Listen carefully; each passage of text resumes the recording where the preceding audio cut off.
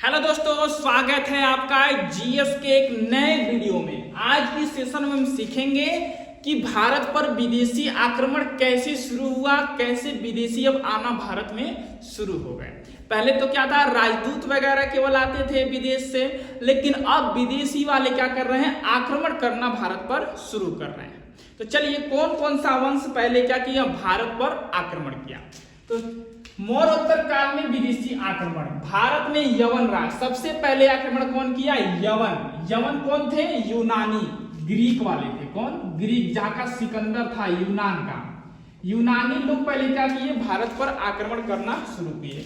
तो यह सबसे पहले यूनानी, उसके बाद से शक, पल्लव, कुषाण। कुषाण जो कनिष्क वाला वंश है वो है।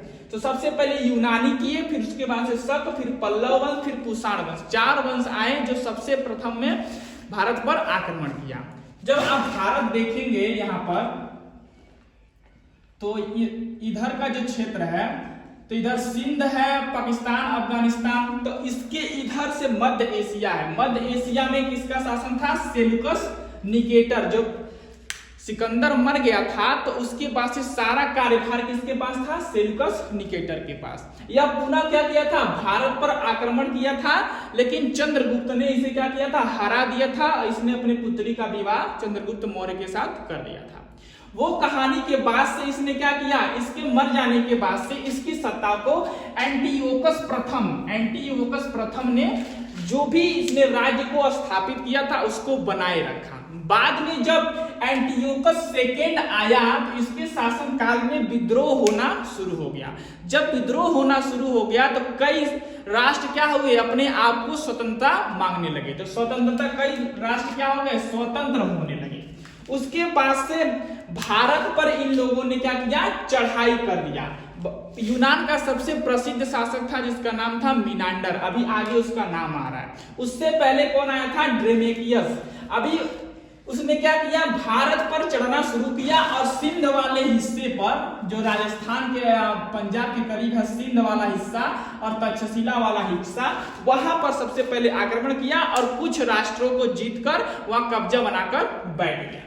तो भारत में सबसे पहले आक्रमण बैक्टीरिया का मतलब होता है ग्रीक वाले, ग्रीक यानी यूनान, जो इस समय क्या है, यवन के नाम से जाना जाता है। किस नाम से, यवन के नाम से जाना जाता था।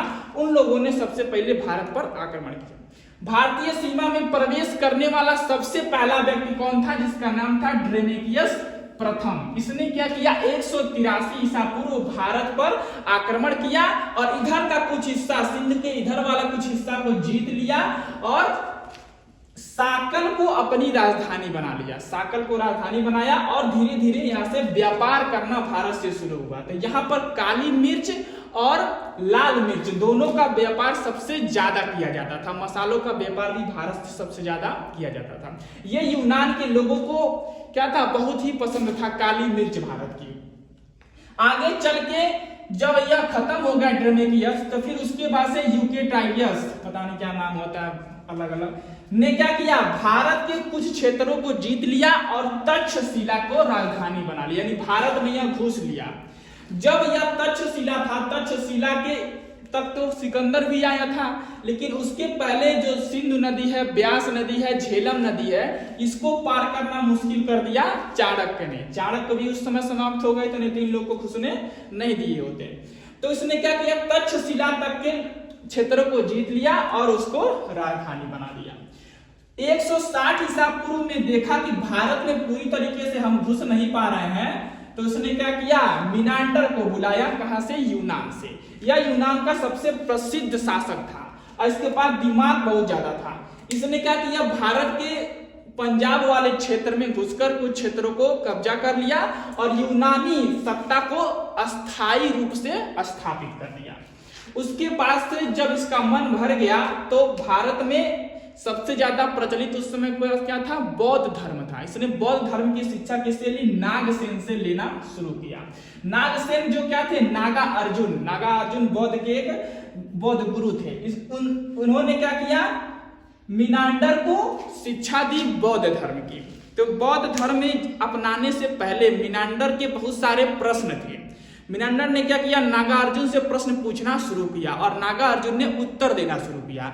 इतना प्रश्न पूछा, इतना उन्होंने उत्तर दिया कि एक रचना बन गया जिसका नाम रखा गया मिलिंद पन्हो। मिलिंद पन्हो में नागार्जुन और मिनांडर के प्रश्न और उत्तर का पूरा शिलालेख लिखकर संग्रहित किया गया, पूरा अभिलेख लिखकर संग्रहित कर दिया गया है। जितना क्वेरी था इसने क्या किया, मिनांडर ने नागार्जुन से पूछा, नागार्जुन ने सारे चीजों का जवाब दिया और इतना जवाब सवाल हुआ कि एक रचना कर दी गई जिसका नाम रख दिया गया मिलिंद पन्हो। आगे चल के ऐसे शासक जिनके जारी किए सिक्के सब लोग जान सकते थे। यूनान लोग क्या थे, ऐसे शासक थे कि अपने शासन काल में जो भी सिक्का कोई जारी कर देता है उसका लोग चित्र बना देते थे। मान लीजिए हम शासक में बैठे तो हमारा चित्र उन सिक्कों पर बना के जारी कर दिया गया, जिससे आसानी रहेगा कि कोई भी इतिहासकार जब पुरातत्व विभाग उसको खोजेगा तो पता लगा लेगा कि हाँ इसके शासन काल में यह सिक्का जारी किया गया था। इन लोगों ने ही, यूनान वाले लोगों ने ही क्या किया था, सोने के सिक्कों को जारी करवाया था। ठीक है, आगे चल के क्या हुआ, शक वंश आना शुरू हो गया। यहाँ पर यूनान की कहानी होती है समाप्त, फिर आता है शक वंश, फिर पल्लव वंश, फिर कुषाण वंश। उम्मीद करता हूँ वीडियो आपको पसंद आई होगी। मिलता है अगले वीडियो में, तब तक के लिए जय हिंद, वंदे मातरम, भारत माता की जय।